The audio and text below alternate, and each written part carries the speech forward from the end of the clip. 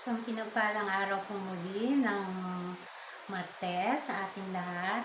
Muli narito po ako para po sa pagpapatuloy po nung salaysay ko po nung nakaraang araw tungkol na po dun sa ang ating pong amang buwan ay naipunla na po ng unang lalaki sa Hardin ng Eden sa sinapupunan po ng una pong babae, si Eva po. Mula nga po sa likido, sinalo po ni Adan, ipinunla po kay Eva at ang ating pong amang buwan, ang ating Panginoong Jesucristo, ang ating pong Diyos Ama, ay nakapunla na nga po sa una pong babae.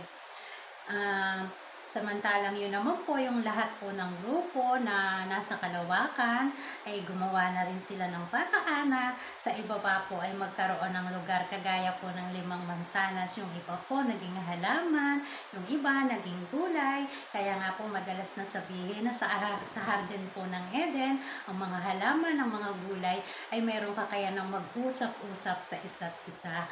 Nandun po ang lahat habang hinihintay po ng bawat isa na maisilang po sila sa sinapupunan po nung 5 babae po na mansanas na nangakit po kay Adan. Na habang sila po ay mga gulay, mga halaman, kung ano po yung alala nila sa kalawakan ay nandun pa rin po. Mabubura lang po yung alaala nila once po na naisilang sila bilang kawangis po ni Eva at ng ating mahal na Birhen. Ang ating nga pong mahal na Birhen ay nagpasya na rin dahil nga po alam niya na ang kanyang pinakamamahal ay nasa sinapupunan na ng unang babae sa Hardin ng Eden. Si Eva, nagpasya na rin po siyang sa Hardin ng Eden ay bumaba na. At yun nga po, mayroon pong naglalarong katanungan sa isip ko na nung una nagdadalawang isip po ako kung kailangan ko bang direktang itanong yan sa ating banal na Espiritu Santo.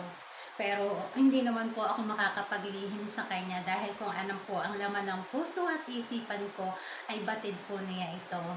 Yun nga po yung katanungan ko is napakababaw lang naman, ang sabi po ng banal na Espiritu, para daw po akong isang musmus na bata na nalugod naman po siya, kaya nga po tinugon po niya. Naisip ko lang po na kung bababa na ang ating mahal na Birhen sa Hardin ng Eden, saan na kaya mapupunta yung bato ng pag-ibig, kung saan siya nagkaroon ng mukha, kung saan niya nakasakasama niya, naglibot sa kalawakan. Kung bababa na siya sa Hardin ng Eden, ang bato ng pag-ibig ay nasaan na? Saan na siya mapupunta? Maiiwan ba siya sa Hardin ng Eden? Mga katanungan pong kinalugdan po ng ating banal na Espiritu Santo at binigyan po niya ng kasagutan.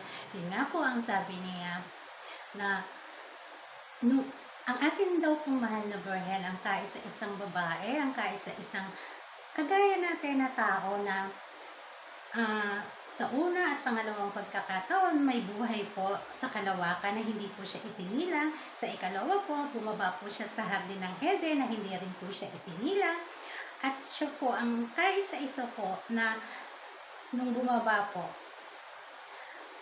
ang bato daw po ng pag-ibig ay nasa ilalim ng kanyang talampakan. Ang isa daw pong palatandaan sa ating mahal na Birhen ay yung pong kanyang mga paa. Pag inyo pong tinignan is ordinaryong paa, pero mapapansin nyo po na yung pong sakong niya makapal, tapos yung gitna parang nakakarve, parang nakasuot na siya ng bakya.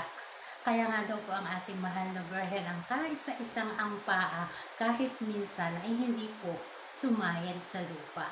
Dahil sa bakya pong yun, doon pa lang nakapatong yung original niyang paa.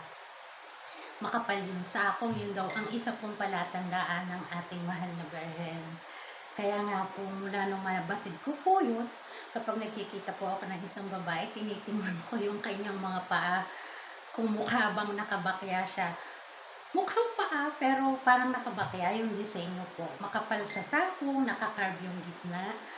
Kaya, yun daw po yung bato ng pag-ibig hanggang sa ibaba.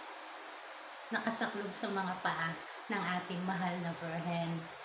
At yun nga po, nakakatuwa naman po. Napakasimpleng tanong pero mahalaga po pala yun. Kaya nga po, yun nga po, sa pagpapatuloy po, nasa Hardin na ng Eden ang ating mahal na Birhen, isang napakagandang dalaga So, nagmasid po siya sa paligid at palagi po siyang nakamasid. Siyempre, sa nag-iisa kong unang babae po sa Hardin ng Eden, si Eva, dahil nga po alam niya na yung pinakamamahal niya ay nasa sinapupunan na ni Eva at nasa paligid na ang mga espiya. Ang mga grupo po mula pa sa itaas ay sumusubaybay na sa kanila. May isa pa rin pong nilinaw sa akin ang banal na Espiritu Santo dahil nga po yung kalooban po, yung puso ko ay alam po niya. Madalas ko po sabihin sa inyo na nakakalungkot naman dahil sa pagsilang po ng ating Panginoong Hesukristo, burado na sa isipan niya ang kanyang tunay na reyna.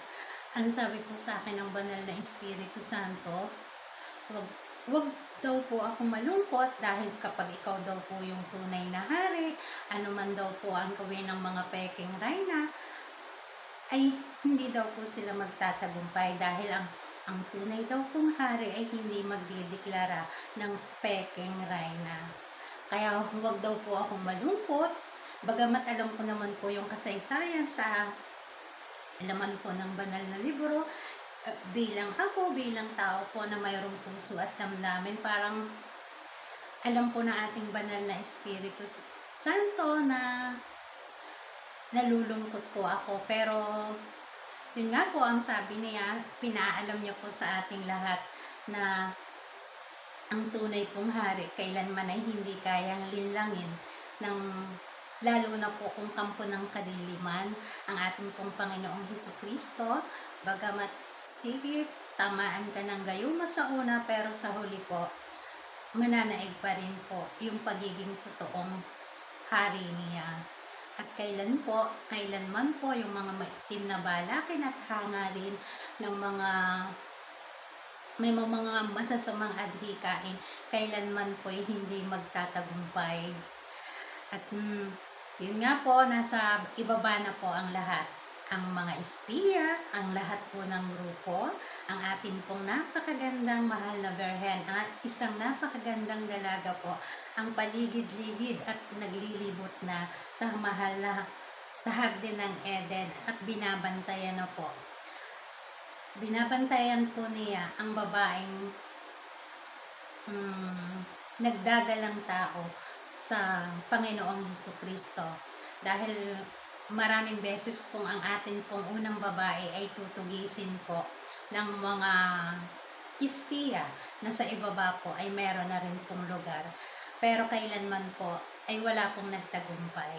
Ang ating pong mahal na Birhen, ang napakagandang dalaga, ay nag-aabang sa araw po ng pagsilang ng ating Panginoong Hesukristo.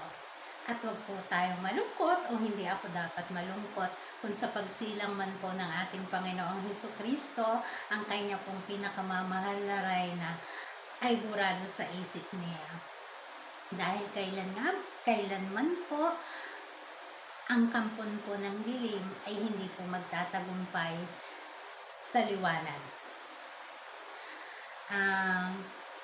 Nakakagalak pong malaman na ang bato po ng pag-ibig ay nasa ilalim po pala ng talampakan ng ating mahal na Birhen. Nakakatuwa po. Nakakatuwa ng mga simpleng katanungan, pero meron pong malalim na kahulugan na hindi natin malalaman. Maraming pong salamat, Banal na Espiritu Santo. Talaga pong kay buti at kay dakila mo. Maraming pong salamat sa mga kaalaman. Hanggang sa muli po, ako po ang inyong abang lingkod. Palagi ko pong sinasabi sa inyo, wala po akong ipinakikilala na kahit na ano para sa sarili ko. Isa pong aba, isang hamak po na tagapagpahayag po ng ating banal na libro mula po sa ating banal na Espiritu Santo. Hanggang sa muli po, mabuhay po tayong lahat. Bye! Paalam! Maraming salamat po, Banal na Espiritu Santo, sa mga kalinawan po. Pagpalain po tayong lahat.